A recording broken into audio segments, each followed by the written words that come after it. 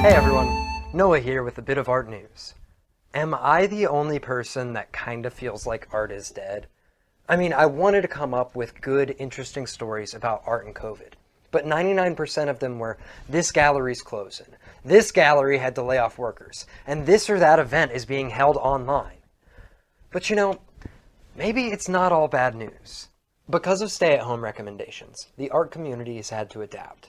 And we are, by moving many art events and galleries online. And in case you didn't know this, even before the pandemic started, most museums had partial or even full collections online for viewing. That means that you can see masterpieces like Rothko's Seagram murals at the Tate or the Thanhauser collection at the Guggenheim, all while getting stoned in your underwear. And trust me, they absolutely hate it when you do that in person. Like, leave me alone, man. Why do you have to act like such an elitist snob? This is just how I appreciate art. Now get over here and take a hit so we can vibe to some Van Gogh, homie. If you're sick of the hoity-toity world of fine arts like I am, why not check out the Museum of Bad Art? This museum is dedicated to the appreciation of artists whose labors have not been appreciated. For instance, you can see this nude from their nudity page, which they acquired through the amazingly named bartersauce.com. Or you can see this portrait, which they acquired from a yard sale. Underneath each piece is some information about it, including why the piece is bad. Hey, Chelsea, can you zoom in on that? Is that my drawing? Are you fucking kidding me? I gave that to someone as a gift. You know what? Never mind. F this. I don't care about this gallery. I'm out. Yeah, fine. Okay. Well, the producers are making me finish this segment, but I take back my endorsement. Apparently, if you want to see bad art, just check out my Instagram. Which you can totally do. At Artwork by Noah. If bad art isn't your thing, but you still find yourself yearning for something beautiful to feast your eyes on, you can always check out this Icelandic philological museum, which, yes, is exactly what you think it is. We're talking about dicks, people. And because we're talking about dicks, we can't actually show you any of it, because it would break YouTube's guidelines. But you can imagine what the willies of 56 different whales coming from 17 distinct species would look like. Actually, you can't. I'm serious. These things are gnarly. You gotta check out these dongs uncensored. It's like nothing you've ever seen before. Or at least I really hope. Into celebrity worship? Well, you're in luck, as celebrities have already started selling face masks as merchandise in their shops. So if you want to wear the mask from your favorite pop idol, go check out Lady Gaga, Katy Perry, and Ariana Grande's merchandise shops, where for a limited time, you can buy one mask for the price of 10. I'm sure they desperately need your support in these challenging times. I mean, seriously. It didn't take long for the world of the 1% to take advantage of and profit from the pandemic. After the recent scandal with celebrities Kylie Jenner and Cardi B refusing to pay workers for producing their high-end fashion lines, doesn't anybody think that this is a bad idea? Or is it justified for the super rich to do anything they can to stay in vogue? Hey, maybe we should ask Vogue themselves. What do you all think about it? Huh. Interesting. So it looks like Vogue says if your first instinct is to scream capitalism, just think about why selling masks is a clever move. Vogue, cleverness does not justify the high fashion industry exploiting the pandemic the way they already exploit their workers.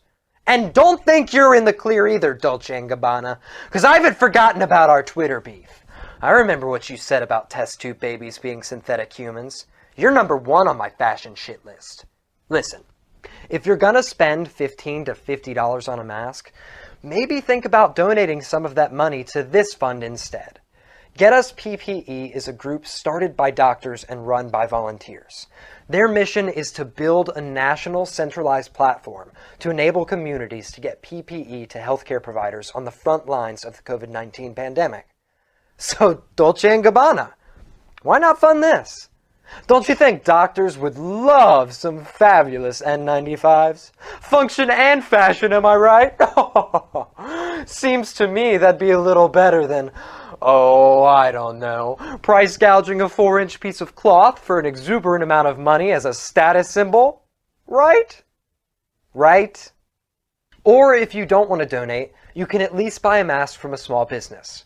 Like this silly kitty mask. Or this, dick, cock, penis, face cover mask.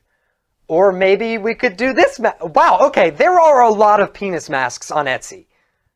Also, Chelsea, seriously, lots of dick content this week. Quarantine's been hard on you, huh? It's okay. Me too. While the ultra-rich profit off the pandemic, many are not so lucky. The American Alliance of Museums says that 12,000 museums could close permanently because of this. In a survey, 33% of museum directors said that their facilities were at significant risk of closing, and 35% have said that they had to lay off or furlough workers. The loss of museums is devastating to culture, education, and to the night watchman trope. With all of these imminent closures, we're left with a lot of unanswered questions. Will we get federal aid to reopen these museums? Where will we take our children on field trips to experience art and science firsthand? And a question that's been personally bugging me a lot, what do we do with all this stuff? I mean, we've all seen Night at the Museum. All those dinosaurs have to live somewhere. And we can't just have stray cavemen roaming the streets at night. They'll turn to dust if they go in the sun, for God's sake. They'll turn to dust! Look, we won't always have Ben Stiller to save us, and I, for one, will be damned if I let Robin Williams down. On a more wholesome note, artist Steve Derrick found himself with extra time during the pandemic, with which he painted over 100 portraits of medical workers. He shows them tired, exhausted, with PPE prints still on their face. He sends these paintings to the workers as a show of gratitude in a thankless world. After blowing up on social media, Derrick has received requests for paintings all around the globe. And while Derrick has created hundreds of portraits, I've since drawn nothing. Noah, you've drawn. I'm really proud of you. Yeah, well, I haven't drawn anything good. Or, helped anyone. I feel like all I do is this stupid news show, and I still don't have any YouTube money. I want the money! Art is no contest. But Derrick, your 100 paintings might be a little low compared to this LA-based artist, Michael Getz. In a project called Strangers to No One, Getz created and donated 1,800 paintings of flowers to a Brooklyn hospital.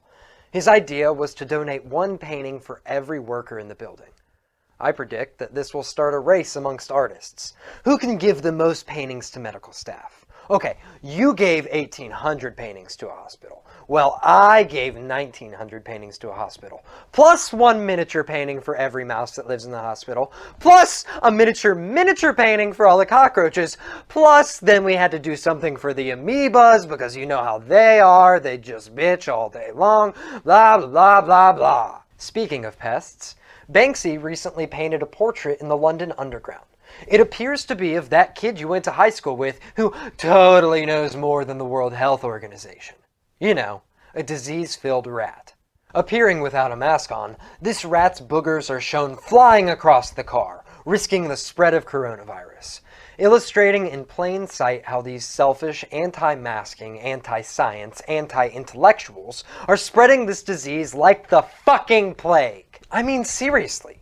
Look at these images of the spittle from a person wearing a mask versus not wearing one. By the way, has anyone else spent the last few months constantly thinking about how much snot you've ingested from others throughout your life? I don't know if I can ever eat in public again. I mean, Jesus, I have seen Gordon Ramsay spew spit 15 feet across a room to yell at a kid, who then cries directly onto the plate of creme de la snotte bouillie, which they then serve as a 5-star meal. That shit keeps me awake at night. But unfortunately, Banksy's installment was very short-lived. While the London Underground appreciated his message, they did not appreciate the graffiti and had the art removed. Yeah, that's right. What was probably a multi-million-dollar work of art was wiped away in the same manner a collection of dick drawings would be cleaned from a desk in an elementary school. Look, just because you drew it doesn't make it art, Timmy. Granted, that one has particularly good shading. You know what? It can stay, kiddo. It can stay. See? Even I know you must respect art as art. Why can't you do the same, London Underground? No matter who you are or what communities you belong to, COVID-19 has had a serious effect. As we've highlighted today, the art community is no different. Now more than ever, we need to support each other. If you can, buy your masks from local artisans. Maybe even commission a painting or buy a print from a struggling artist that you follow on Instagram. Speaking of which, we're not afraid of shameless plugs here, and this show is produced by two struggling yet brilliant artists. Please check us out, buy our stuff, and give us some goddamn YouTube money! That's it for a bit of art news. If you enjoyed today's video, please remember to like and subscribe. And as always, stay artsy.